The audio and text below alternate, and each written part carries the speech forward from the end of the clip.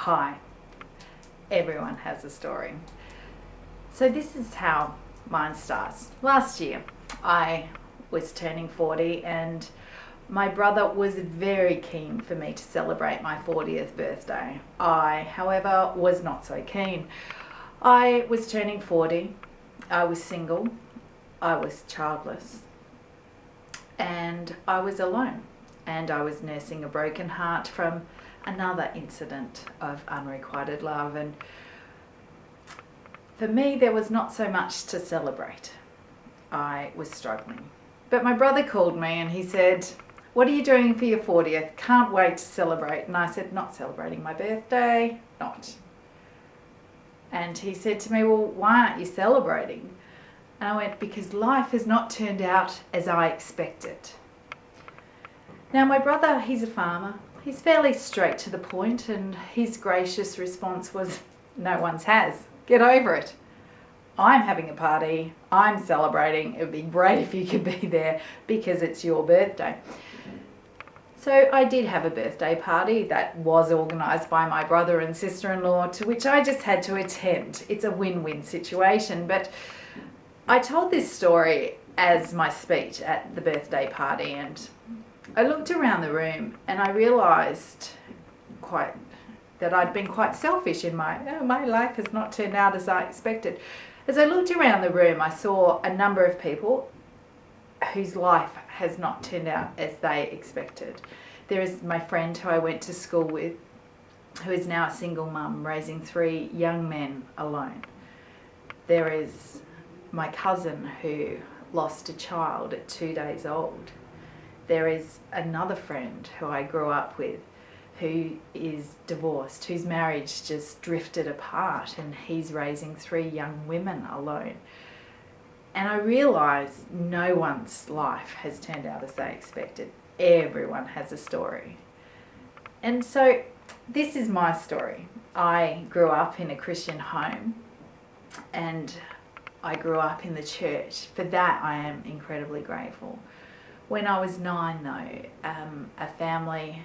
a relative by marriage to my family started molesting me. He continued to molest me for 2 years.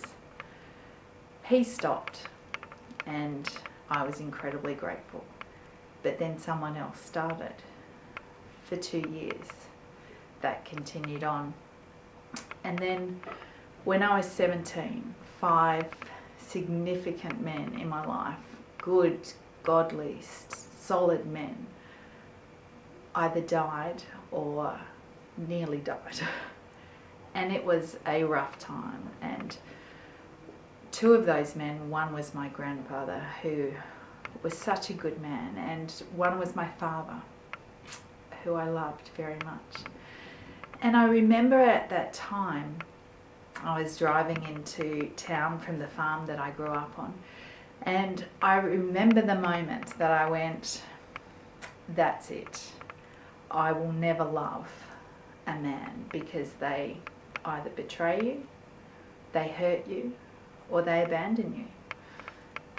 And so while I had started a protective layer from the age of 9, it continued and it escalated from that point.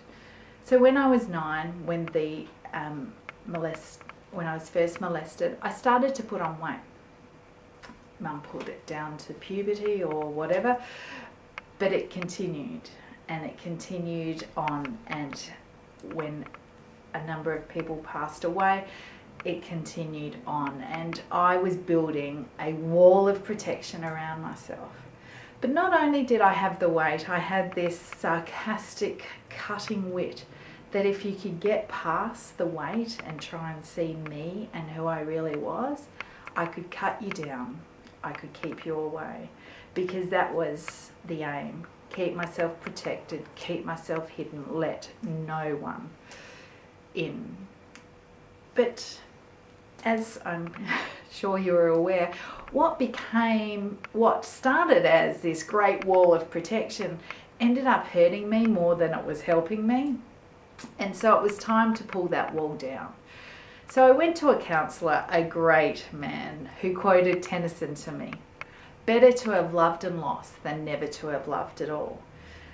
And he helped me to unpackage brick by brick, and I realised that it is better to have loved and lived life than to have never embraced life at all. And so it began brick by brick, taking it down, but it was in my times with God and processing and trying to understand who I really was that I came to this massive revelation. And it probably seems obvious, but to me it was such a big thing that I realized that God could never die.